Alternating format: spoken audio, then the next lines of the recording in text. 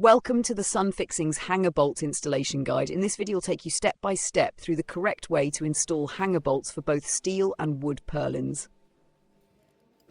Step 1. Preparing the roof sheet. Start by pre-drilling the roof sheet with the correct drill bit. You'll find the right size in the reference table based on the hanger bolt diameter. If a saddle washer is supplied, place it over the crown of the sheet, then insert the hanger bolt. Important: never use high-speed or impact power tools to drive in the hanger bolt.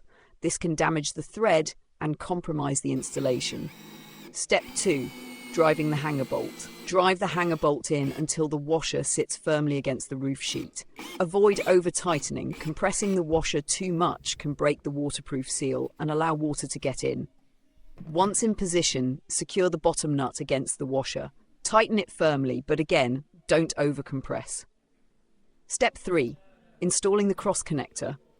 Place the cross connector onto the hanger bolt between the two top nuts. Tighten the nuts to hold the connector in place, then torque the top nut to 25 Newton meters to ensure a secure fastening. Final checks. Repeat the process for each hanger bolt until your system is fully installed. Check that all bolts are firm, consistent, and watertight. Thank you for choosing Sunfixings.